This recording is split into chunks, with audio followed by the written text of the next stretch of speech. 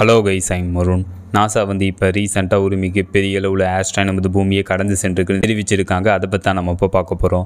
இந்த மாதிரி புது அப்டேட்டை நீங்கள் பார்க்கணும், மறக்காம இந்த சேனலை சப்ஸ்கிரைப் பண்ணுங்கள். இப்போ வாங்க டீட்டெயில்டாக பார்ப்போம். ஆஸ்ட்ராய்ட் 2025 OT7 என்னும் ஆஸ்ட்ராய்ட் ஆகஸ்ட் 5, 2025 நமது பூமியிலேருந்து 4.3 மில்லியன் கிலோமீட்டர் டிஸ்டன்ஸில் 77,000 கிலோமீட்டர் ஸ்பீடில் நமது பூமியை சேஃபான டிஸ்டன்ஸில் கடந்து சென்றிருக்குன்னு நாசா தெரிவிச்சிருக்காங்க. இந்த ஆஸ்ட்ராய்ட் 170 அடி அகல முடியாது அப்படின்னு நாசா கண்டுபிடிச்சிருக்காங்க. இந்த ஆஸ்ட்ராய்டு மாதிரி நமது சோலார் சிஸ்டத்துக்குள்ள எத்தனை ஆஸ்ட்ராய்டு இருக்கு அப்படின்னு கேட்டீங்கன்னா, நமது சோலார் சிஸ்டத்துக்குள்ள நமது சூரிய குடும்பத்துக்குள்ள மார்ஸ் மற்றும் ஜூபிட்டர் பிளானெட்டுக்கு இடைப்பட்ட பகுதியில் மெயின் ஆஸ்ட்ராய்டு பெல்ட் ஒன்று அமைஞ்சிருக்கு. அந்த மெயின் ஆஸ்ட்ராய்டு பெல்ட்ல 1.7 மில்லியன் ஆஸ்ட்ராய்டு 17 லட்சம் ஆஸ்ட்ராய்டு மெயின் ஆஸ்ட்ராய்டு பெல்ட்ல அமைஞ்சிருக்கு.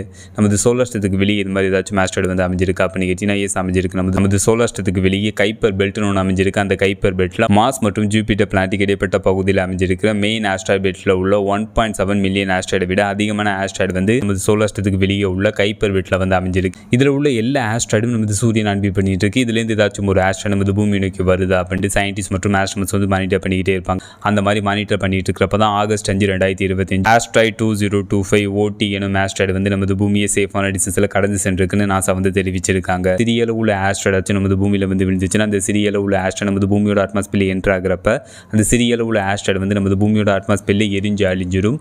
அதுவே மிகப்பெரிய அளவுள்ள ஆஸ்ட்ராய்டு நமது பூமியில விழுந்துச்சுன்னா நமது பூமியில பெரும் பாதிப்பு ஏற்படும். இப்போ எக்ஸாம்பிளுக்கு சொல்லணும்னா, 66 மில்லியன் ஆண்டுகளுக்கு முன்னாடி ஒரு மிகப்பெரிய அளவுள்ள ஆஸ்ட்ராய்டு நமது பூமியில விழுந்துச்சு. நமது பூமியில விழுந்த அந்த மிகப்பெரிய அளவுள்ள ஆஸ்ட்ராய்டுனால டைனோசரோட இனத்தோட சேர்த்து 80% உயிரினங்கள் நமது பூமியில முற்றிலுமாக அழிஞ்சிச்சு. அதனால ஏதாச்சும் ஒரு ஆஸ்ட்ராய்டு நமது பூமியை நோக்கி வருதா அப்படின்னு சயின்டிஸ்ட் மற்றும் ஆஸ்ட்ரோனட்ஸ் மானிட்டர் பண்ணிக்கிட்டே இருப்பாங்க. ஃபைனலாக இந்த வீடியோ எப்படி இருந்துச்சுன்னு கமெண்ட் பண்ணுங்க.